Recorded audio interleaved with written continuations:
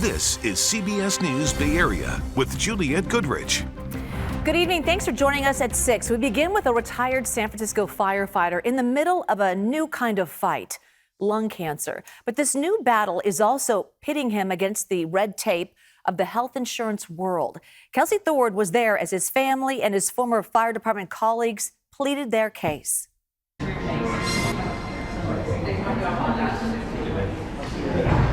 Ken Jones is fighting for his life. The retired San Francisco firefighter was diagnosed with what's believed to be a work-related case of stage 4 lung cancer.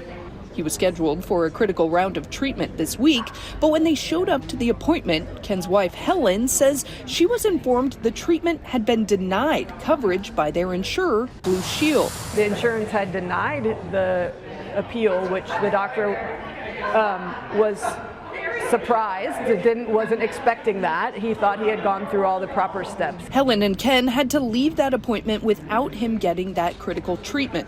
Not knowing what to do, Helen turned to her group of fellow retired firefighters, including former San Francisco Fire Chief Janine Nicholson. The fire service is a family, and the San Francisco Fire Department is no different. We're a family, and when somebody is in trouble, we all come together.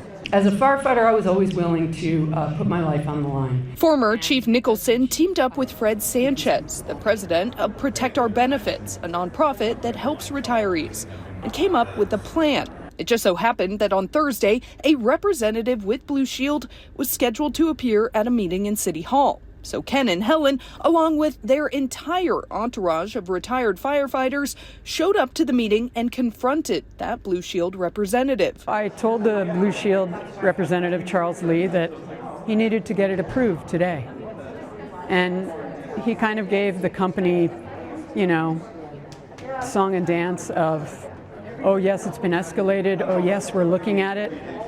And I said, you need to get it approved today. Not only did the group confront that representative, they also gave public comment during the city's Health Service Board meeting. It was there Ken's daughter pleaded with the city to intervene. Today I'm forced to stand here and beg because an insurance company decided that profits matter more than the life of a man who spent his career protecting this city. The Blue Shield representative in the room told us the company had no comment on Ken's case. Now all Ken and Helen and their supporters can do is wait and see if the city is willing to step in or if Blue Shield changes its mind and allows Ken to go forward with his treatment.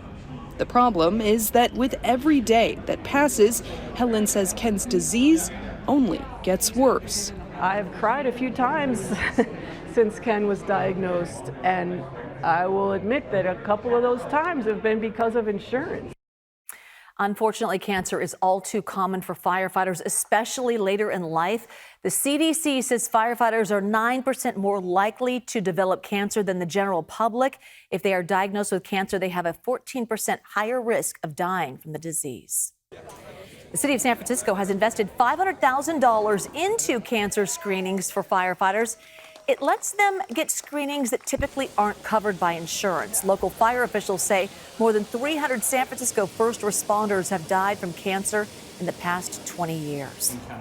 The San Francisco Fire Department is also the first in the Bay Area to use gear without dangerous forever chemicals that have known links to cancer.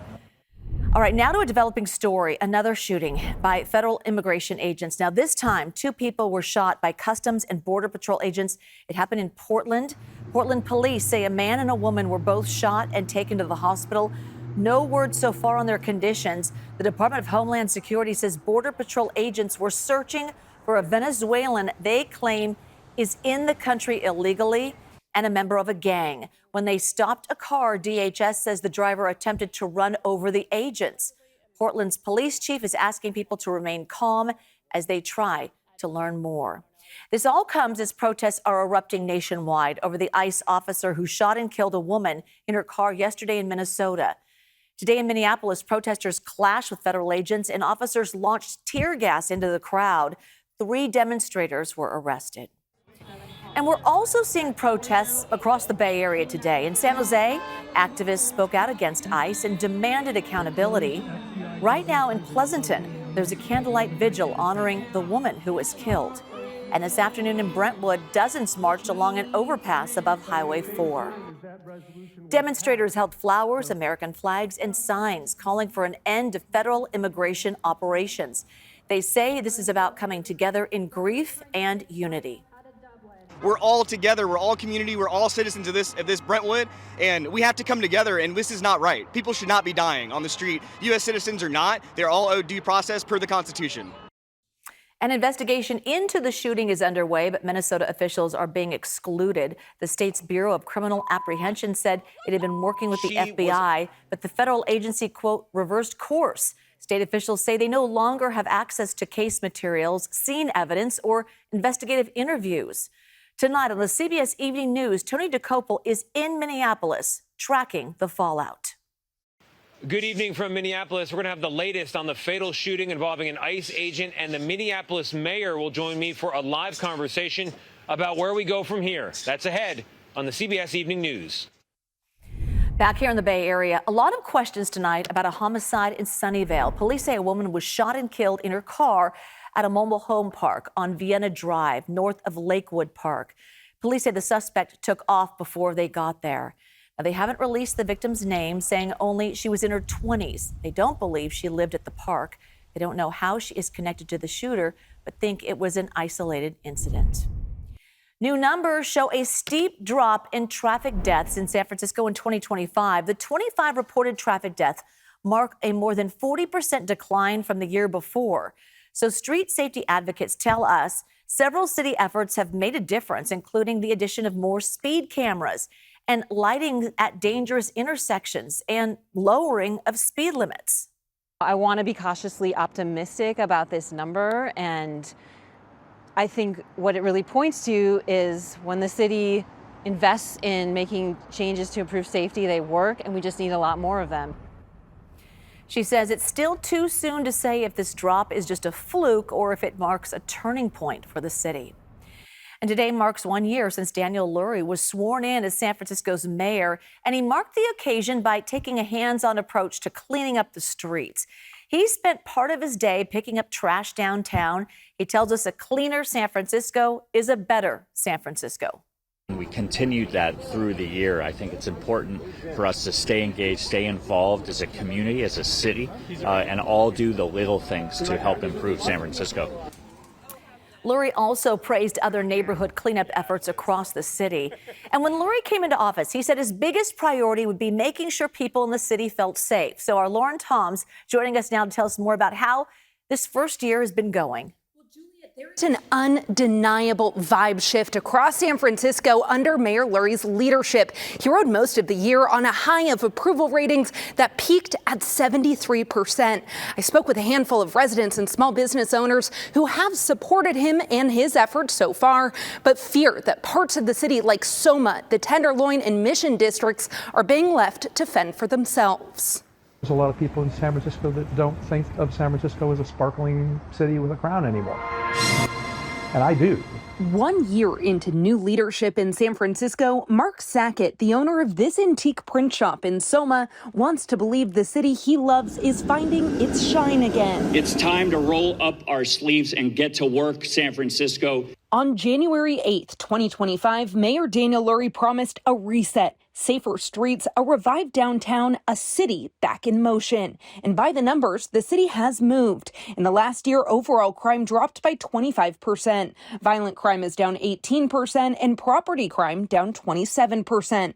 Overdose deaths have declined and police staffing is creeping up. But for Mark, progress isn't measured in percentages. It's measured in footsteps to his business near the Moscone Center and a sales revenue that is climbing but still hasn't returned to pre-pandemic levels. At this rate, he says, he may not last another year in business. The small businesses, people like me, are not getting the support they need. The big corporations get the support they need. The Union Square and the big retailers up there get the support they need. And I appreciate that crime's down everywhere, but we have our problems down here, and they're not necessarily going away. Hi. Hi, Mayor. How are you? Lurie also pushed a family-focused housing zoning plan aimed at keeping middle-class families in San Francisco. It's a long-term bet that small business owner Taryn Hoppy says could make a big impact in her area of Fisherman's Wharf. This is the year where the mayor and the port are really going to turn a little more attention here now that they've not solved downtown problems by any means, but it's sort of like we've been waiting patiently, and I think now's the time that they can focus a little bit more on the wharf. Tourism has also increased under Lurie, and foot traffic is back. Some attribute it to Lurie's social media blitz. We're in downtown San Francisco. Let's go. Can't wait. Let's go, San Francisco. Let's go, San Francisco. There have been stumbles, most notably the appointment of Supervisor Isabella Alcaraz, who resigned after a week on the job following accusations of unsanitary business practices and potential tax evasion. This is not the first time that I have gotten something wrong. It won't be the last. Everybody needs to step up, and we need to be a lot less selfish and start saying, do we want to turn the city around and put a lot more jewels in the crown? Inside these walls, Mark has watched San Francisco reinvent itself before, and after a year of change, he's hopeful it's happening again. Now, this progress has come with trade-offs. An $800 million budget deficit led Lurie to make cuts to social services while sparing public safety programs. Some immigration aid was cut along the way, prompting backlash as federal enforcement in the city escalated. The moment peaked in October when President Trump put National Guard troops on standby. Lurie says he convinced the president that the city didn't need them. Now, Lurie has denied higher political ambitions, but his first year has carried him onto the national stage. Juliet? Yeah, and I just wanted to share, you and I were chatting a little bit. Normally when you do a story like this, sometimes people do not want to talk. Definitely. And you were sharing that this was a story where people actually were like, I want to talk about our city, right? Yeah. People are excited to share that they're excited about San Francisco. Well, good. It's nice to hear. It is. All right, Lauren, thank you so much. All right, still ahead here at 6, a fire mitigation fight in the Mount Diablo Hills. How an East Bay Fire Department says the state is slowing down crucial work. We're not going to let somebody not let us make our community safer and then take the liability. Another spectacular sunset this afternoon from our Mark Hopkins hotel camera. Just a few high clouds floating through the skies over the Bay Area. Temperatures were on the coolish side, but very close to what's normal for early January, mid to upper 50s. A little step downward for the end of the work week tomorrow. We'll take a look at some changes for next week coming up in the First Alert forecast. Authorities are now confirming a shark killed a swimmer in Monterey County. 55-year-old Erica Fox was attacked while swimming at Lovers Point in Pacific Grove last month. Fox went missing during a group swim. Witnesses say they saw a shark and a splash before she disappeared into the water. Emergency crews searched for Fox for more than 15 hours. Her body was recovered days later about 25 miles north near Davenport. It is the second deadly shark attack at Lovers Point in 73 years. An East Bay Fire Department says state park officials are slowing down fire mitigation efforts on hundreds of acres near homes in the Mount Diablo foothills. Now, we're talking mainly about an area small and wealthy, an enclave of Black Hawk. Our Brad Hamilton spoke with the outgoing fire chief and his replacement about the dispute they say is making the community less safe.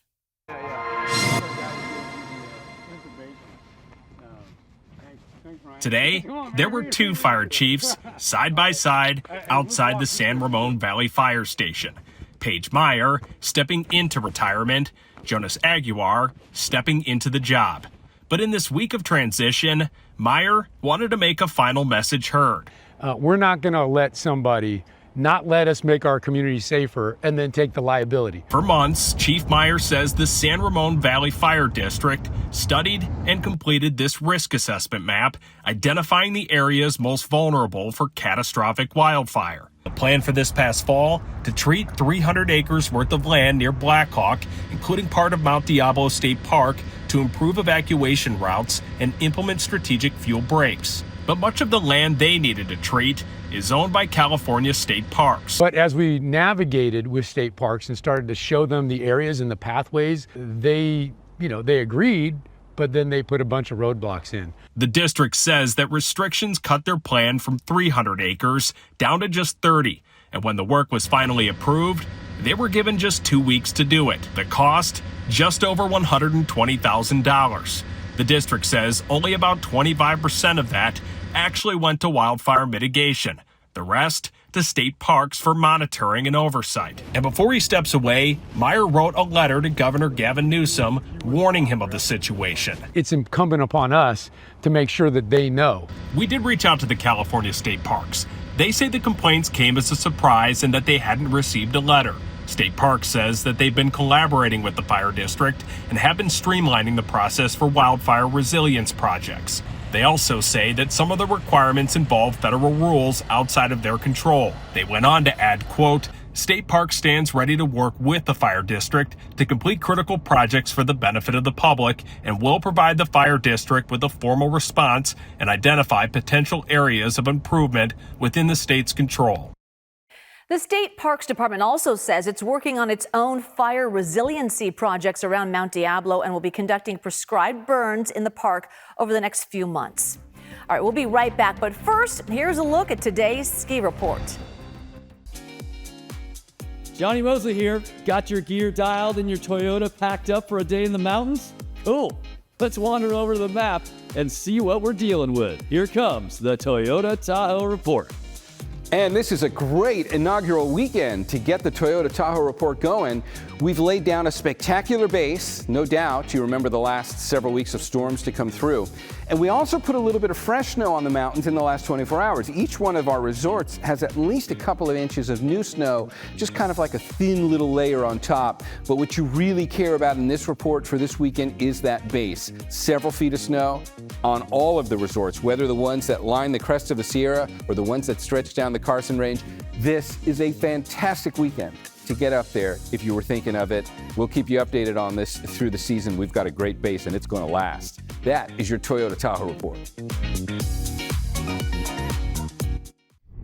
We had one last little burst of showers that moved across parts of the Bay Area, basically from San Francisco down the peninsula late yesterday evening. But now we're settling into a dry stretch of weather that's going to last for a while. Take a look at the next 2 weeks on Futurecast. We're going to take a look at that time frame here, and this just kind of demonstrates how much the storm track is going to be steered around, not just the Bay Area, but the entire coast of California. Any storm systems are going to either be pushed up into the Pacific Northwest or even farther to the north into Western Canada. So this is going to be a dry stretch of weather that takes us through the next 14 days in all likelihood. Now, this is one version of one forecast model. There are others that try to hint at maybe a chance of rain in that 10 to 14 day time frame, but that is a long way down the line as well. And without any rain in the forecast over the course of the next several days, air quality is going to be an increasing concern. Here's the good news. It's not a concern right now. Clear skies over the Bay Area, green dots across the board on the air quality map.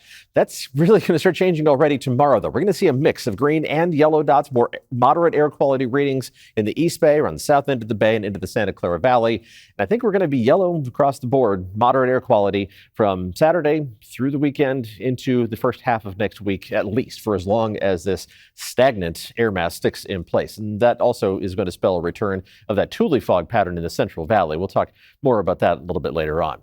Right now, temperatures are in the low to mid 50s for most of the Bay Area, 47 degrees, the cool spot at the moment in Santa Rosa. But with clear skies overhead and the winds calming down, we're going to be dropping off in a hurry. So a chilly start tomorrow morning, but then temperatures will bounce back to a pleasantly cool afternoon. So perfect dog walking weather for Simon and his perfectly pointy ears. He is adoptable from the East County Animal Shelter in Dublin, where high temperatures are only going to reach up into the lower half of the 50s. I'll put up a link to his adoptable information right after this weathercast. But let's talk more about the chill in the air that's going to be felt by most of the Bay Area tomorrow morning. There is something called a cold weather advisory that's in effect for much of the Bay Area, mainly inland portions of the Bay Area.